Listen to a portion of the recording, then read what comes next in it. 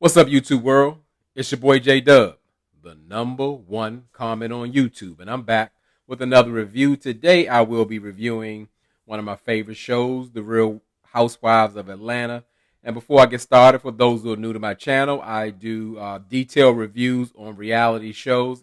I may not hit every single scene, but I try to pick out the most important details and maybe pick up some details that you may have not noticed. And also, the motto of this channel is say what you say.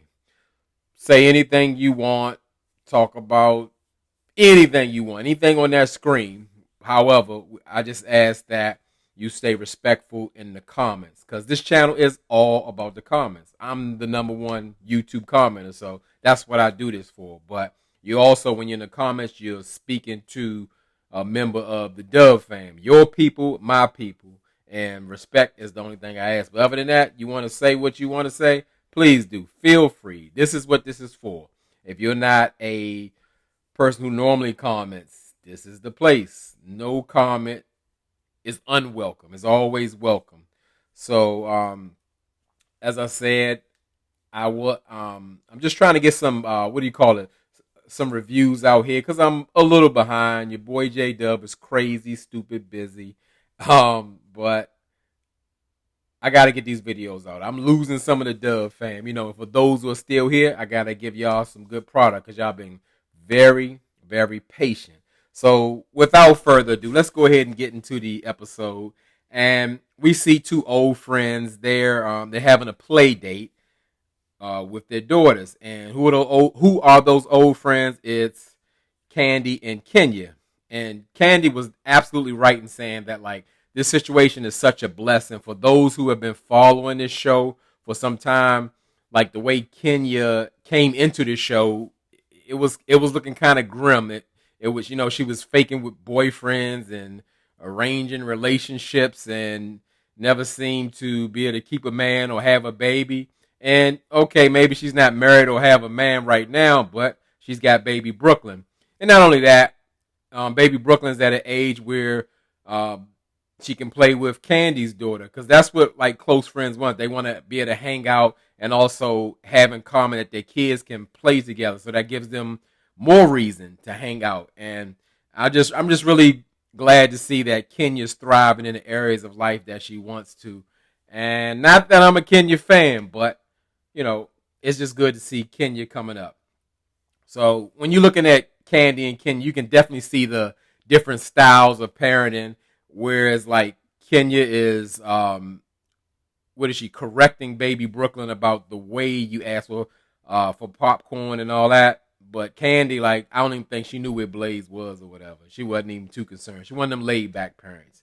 So Kenya is bringing her business issues, like with her hair care, Kenya More Hair Care, to Candy, and saying, like, she's having issues, I guess, providing the product for retail stores because she's, like, has major chains, and I guess her business has blown up. And Candy was saying that's really a serious problem, but if Kenya really gets a team and gets on the job, she can actually be 100% successful. And I mean, and that's a huge thing. Yeah, you have to really invest in your business to make it grow. And I mean, just to be in CVS or Walmart and all those types of things is absolutely amazing. Like, you're just going to make money on top of money. So I hope that goes well for Kenya and her business venue. And she's talking to the right person. Candy has all types of business ventures. I don't know about any products on shelves, but Candy has her hand in a little bit of everything. So she's talking to the right person. Those are the kind of friends that you want around, who can give you advice and who has actually had the experience in situations like that. So we see another entrepreneur, Sheba Sheree. You know, Sheba Sheree's been going on for a while. Like, I don't know if Sheree does things at her own pace or whatever.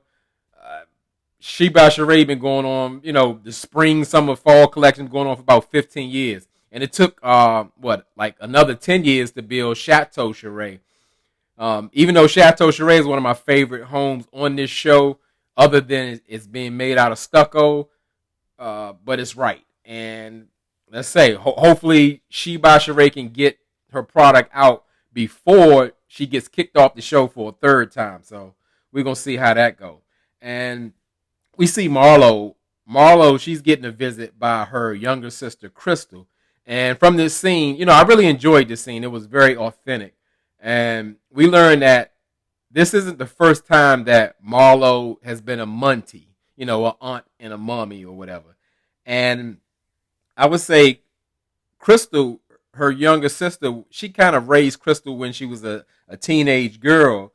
And now Crystal is actually returning a favor. While Crystal has 4 kids of her own, she's taking in her 2 nephews because Marlo feels like the pressure of raising the 2 boys, her nephews, is a bit too much, and she needs like a 30-day break.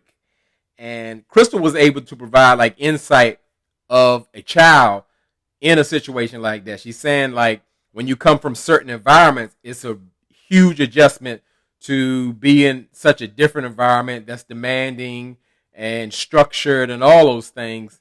And she believes that maybe that's why the boy's out of control, because she's not as structured as she should be.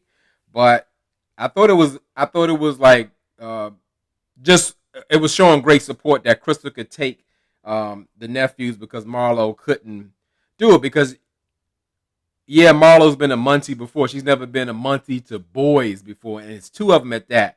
And Marlo's accustomed to the single life or what have you. So I cannot imagine what type of an adjustment that would be when it happens out of nowhere. You get to plan for it or what have you.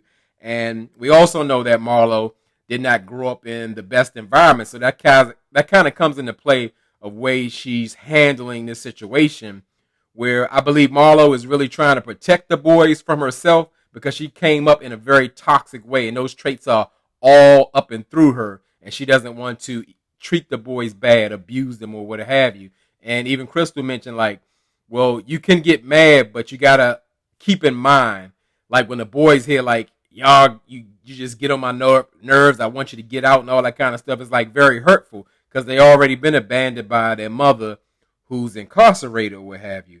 And we just want to see them in a healthy environment, because I know people judge Marlo for like, oh, you gave up the kids or whatever, but we don't want them to be in a toxic environment and carry that on in their adult life and carry that on to their children.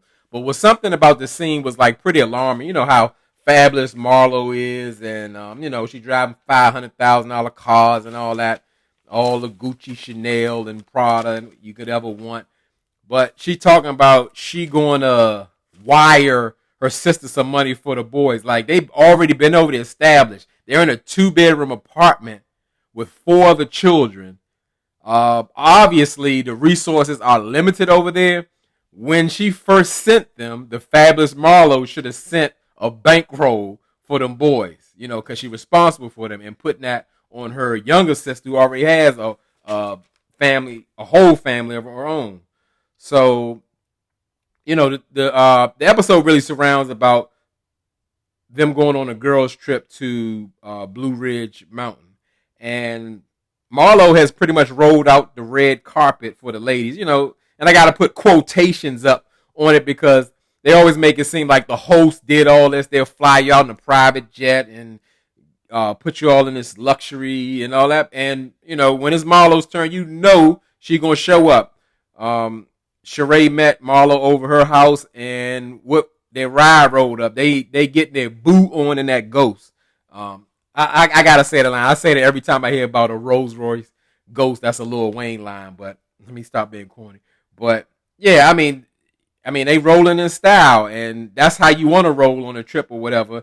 And not only that, Marlo sent a little SUV over to Candy's house to pick up Monietta and Drew as well. And when I said little SUV, it was an Aston Martin DBX, and that's well over $200,000. Might not look like it, but it's definitely serious.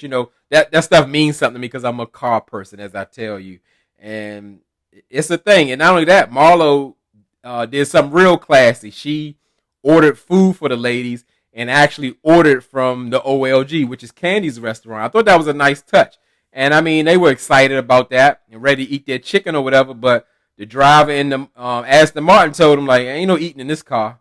But crazy enough, I said the car cost $200,000. Sheree and Marlo over there eating and drinking in a car that would buy two of those Aston Martins and the Ghost. So that was kind of confusing. Maybe it's a contractual thing. So, Candy don't miss no meals. She about her good food and all that. She like, let's go in the house. They sat in the guest house. I love that too, that Candy got a regular house and a guest house connected, and they look like matching houses. I love that setup. But they in the guest house eating their chicken, and it took about an hour, and the driver had to wait or whatever. Yeah, I like that because Candy said, "Look, if I can't eat it, and I don't want to ride it, I don't care what kind of car it is or whatever." So, um, they on the ride, and they talking, and they had a little funny moment or whatever because they trying to find out, get a feel like who's actually coming on the trip or whatever. And Marlo actually said, Kenya's in here with us. They like, where? They looking for, and they joking, because we know that Kenya ain't gonna be riding nowhere with Marlo because they get into it too much. It's a real toxic relationship, an up and down roller coaster kind of situation. And I'm not sure which of the ladies asked. I don't know if it was Drew or Candy, but they actually asked Marlo or Sheree was the girl Fatum, Sheree's friend who be getting on Drew. And it seemed like nobody really wanted to answer that question. So it seemed like drama's building up. I don't know if she's actually coming, but Drew's saying she's not bothered by Fatum because she be having the receipts on Ralph and all that, but she's bothered. She's really bothered. But I get that, like, we coming in a friendly friendship go away environment, and I got to worry about being ambushed by somebody who's spilling my dirt or bringing accusations. Who can be comfortable about that? They don't even know each other. So I get where Drew feels a certain kind of way about that. So they get to the cabin or the house. I mean, and I could say it's awesome. And Sheree described it just like it was. It's like the house wasn't cabiny. Yeah, they're in the woods or whatever, but it was more like a mansion. Like every room almost had a theme. It was like an experience. And it even came with a 3-team concierge. I guess they 24 hours. They cook them what they want, provide anything what they want, because Marlo is, first class act. She believes in luxury and opulence and excess. So it's right up her alley. And, something that kind of popped in my mind. I wanted to, and tell me what you think. Anybody who knows something about this. Is it me or is it like Candy's telling everybody about Marlo's situation? And I'm thinking like this is a very private or something that pulls on Marlo's heartstring. It's like now Candy is becoming the bone collector. She's telling everybody, Monyetta, Drew, she's telling Kenya, everybody. And I don't know, that just doesn't feel that good because I know that's very personal to Marlo. She's like at her breaking point. She'll come and tell everybody when she gets the chance or when she feels like it. And they're looking, so that when they get to the cabin, in order to get to the room, the ladies had to guess the name of a candle that best describes one of them. And Drew was like a little pick-me girl. It's like me, me, me, me, me, me, me. Every answer. And Marla was pretty much like, maybe I should have gave you Kenya's candle, delusional or whatever, because that's how she was acting. Like she was doing way, way, way too much. And pretty much when they got there, Marlo was rushing everybody out for dinner. So it doesn't seem like they were there long. And so they went out and got something to eat. And what Marlo didn't like is Kenya ended up coming, but Candy already knew that Kenya was coming. So it felt like she was picking a side, and Marlo was just like pissed, and she was trying to hold it in. But I mean, I'm with Marlo. Like, that's her trip. If you know somebody's coming, it shouldn't be a surprise. You should let somebody know, because Kenya certainly ain't going to let her know. And Kenya just, on purpose, but she's saying like, she just took a choice of to ride up alone or what have you. And she doesn't know if she can stay with them because Brooklyn is supposed to be coming, and she's not sure, but she got a house and all that. It just sounded like a whole bunch of excuses. But when they did a flashback, I guess when they did the bachelorette party, even though I don't care what's going on, I don't think Brooklyn should be at an adult party or getaway. But Kenya's saying like, yeah, I have to do stuff like that because you made such a big deal about me being Brooklyn. Candy was crying like I got two little children and all that, and I could have brought them and pressing her out like, you can't get anybody to keep Brooklyn or whatever. So I really get that. I get that. Kenya's doing it on her own or whatever. Her husband or ex-husband's not involved. So what you gonna do? So we got another latecomer, Sonya. She shows up because she had a meeting with the company iFit, and she's partnered up with them also with her husband to do like a run video, and that's like a super major deal. That's like worldwide. I mean, yeah, I got an iFit treadmill where you can pick your favorite people or whatever, like, and Sonya's on there, and that's a huge thing. Like, it's a subscription, and it's that stuff's worldwide. I don't think her husband, even though he's a two-time Super Bowl champion, I don't think they would have actually picked him for iFit, but he is a former athlete or what have you. And the deal is so big that Sonya said, I guess when she does her run or filming, iFit is going to fly her and all of them out to Jamaica. So I mean, and that's a real trip right there. Blue Ridge Mountain was, I guess, like a little weekend getaway. So, shout out to Sonya for securing that deal. She had to go get that money, and it was major. So as far as the whole table going on while they're in the restaurant, it's very tense between Marlo and Kenya. And Marlo insists that if Kenya doesn't stay in the house, she's not allowed to really participate in any of the activities that they have planned or whatever.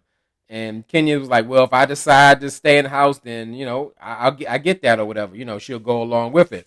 And this is where I think they take the hostess thing too far, where you trying to exclude Kenya in the situation. Bravo's paying for that for real. Marlo ain't paying that out of pocket. It ain't no way. Nobody does. So it ain't just Marlo. So, they trying to, I guess, work through the tension, but trying to stay civil at the same time. And I really love the way Kenya handled Marlo. I mean, she was just real concise about what she was saying. She was taking the emotion out of the situation and just saying, like, over and over again, she continues to hurt her, but like it's a makeup to breakup thing kind of situation. And pretty much saying like, hey, I don't need that kind of love. If that's the love you had to give, it look like it's coming. You always tell me I'm hurt. It looks like you're the hurt person. And Marlo let Kenya know for real, like, yes, I am the hurt person. And her background and everything. I just like how the conversation flowed, even though Marlo was being slick and over talking her a bit. But as I said, Kenya handled herself very well. But they got some understanding. But I can say they agreed to disagree at that point.